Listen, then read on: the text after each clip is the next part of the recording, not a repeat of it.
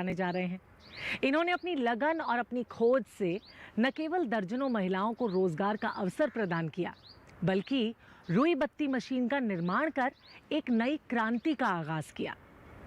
अपनी नई खोज के बारे में खुद विजय भाई सोलंकी का क्या कहना है, आइए देखते हैं। 2009 और 10 से ये इनोवेशन का जर्नी चालू किया था। ये सब मशीनें बना के 5, 7 या 10 साल हो गए।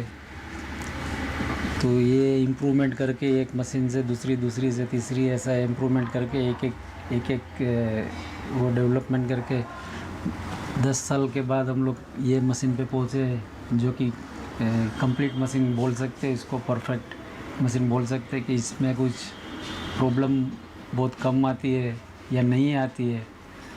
तो ये लेवल पे पहुंचने के लिए हमको 10 साल लगा, और 10 साल में इतनी सारी, ये तो अभी थोड़ी बहुत ही है इधर, बाकी कबाड़ में बहुत सी सारी मशीन रखी हुई है।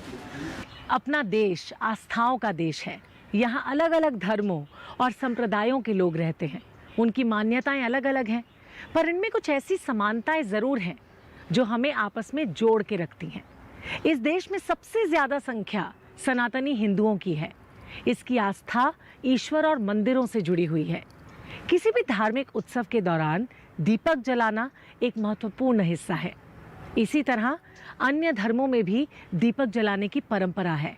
ये परंपरा न केवल भारत तक सीमित है, बल्कि मलेशिया, थाईलैंड, इंडोनेशिया के अलावा जिन जिन देशों में सनातनी हिंदू लोग रहते हैं, वहाँ ऐसे दीपोत्सव को बड़े धूमधाम के साथ मनाया जाता है। दीपों की इसी आवश्यकता को महसूस करते हुए दीपक और विजय ने इसकी आकर्षक बनावट और अत्यधिक आपूर्ति करने की दिशा में अपनी खोज को आरंभ कर दिया। अपने इसी प्रयास, अपनी इसी मेहनत को अंजाम देते हुए उन्होंने रुई बत्ती मशीन का निर्माण किया।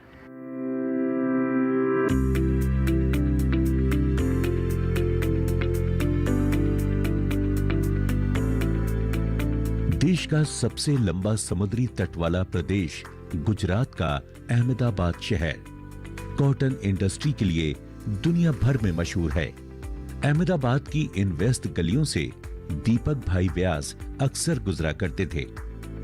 जब कभी इन्हें पूजा सामग्री के रूप में रुई बाती की जरूरत महसूस होती, तो ये यहाँ फेरी वाले से खरीद लेते।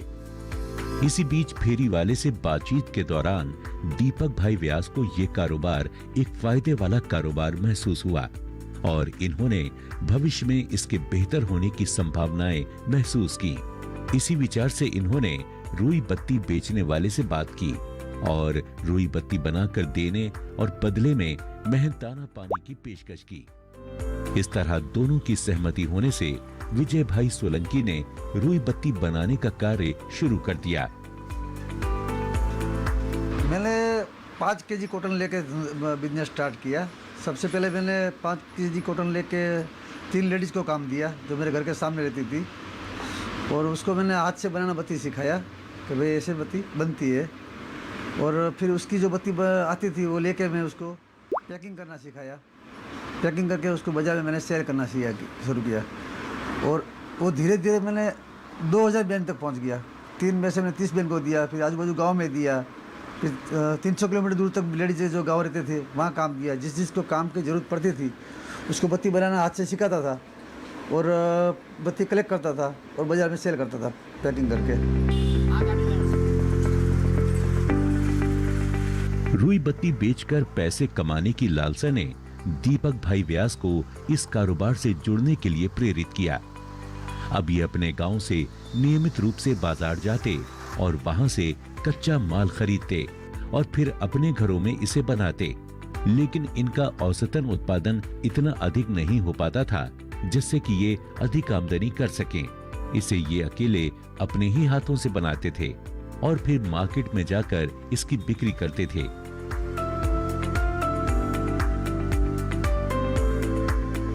धीरे धीरे इन्होंने महसूस किया कि इस तरह के कार्यों से महिलाएं ज्यादा जुड़ी हुई हैं, तो क्यों न फिर महिलाओं को इससे जोड़ा जाए। इन्होंने उन महिलाओं की तलाश शुरू की जो महिलाएं कुछ अलग आमदनी करना चाहती थीं, जिसके लिए दीपक भाई व्यास ने स्थानीय महिलाओं से बात करना शुरू की। अब आज की तारीख में मैं करीबन 6000 बहनों को काम दे चुका हूँ, अलग अलग संस्थाओं द्वारा, अलग अलग मंडली द्वारा, अलग अलग गांव में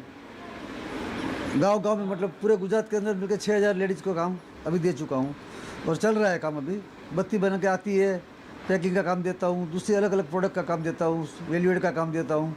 ये सब महिला जुड़ी हुई है।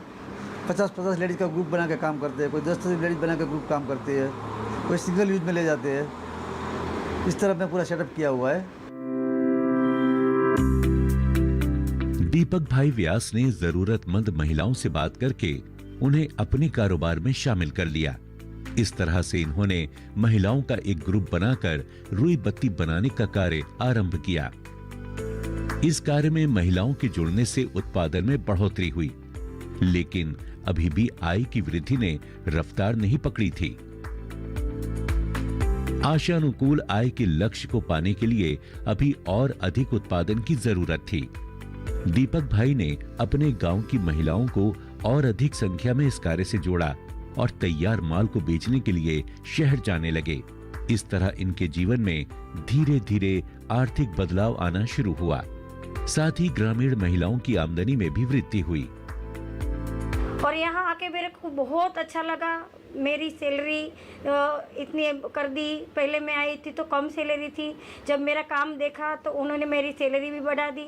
तो अब मेरे को यहाँ रहने में कोई दिक्कत नहीं है, कोई प्रॉब्लम नहीं है। धार्मिक उपयोग में आने वाली बाती के निर्माण को एक बड़े व्यवसाय में बदलने का काम इतना आसान नहीं था, लेकिन दीपक भाई ने अपनी समझदारी से, अपनी सूझबूझ से इसे आसान बना दिया। उन्होंने न सिर्फ अपने फायदे की बात सोची, बल्कि उन महिलाओं की आमदनी को भी उन्होंने बढ़ाया जो आमतौर पर अपने घरों के कामकाज को पूरा करने के बाद जो खाली वक्त होता था उसे यूं ही बर्बाद कर दिया करती थी। इन महिलाओं के हाथों में रोजगार देकर दीपक भाई ने सच में एक बहुत बड़ा उपकार किया। बदले में इन महिलाओं की मेहनत से दीपक भाई का कारोबार बहुत जल्दी फला फूला। उन्हें काफ़ी तरक्की मिली और उनका व्यापार विकसित हुआ। कार्यक्रम में आगे जानेंगे कि किस तरह से महिलाओं के सहयोग से दीपक भाई का कारोबार आगे बढ़ा और उन्हें तरक्की मिली। लेकिन इस छोटे से ब्रेक के बाद आप कहीं मत जाइए, देखते रहिए ग्रामीण शोधशालाएं। एक छोटे से अंतराल में ही विजय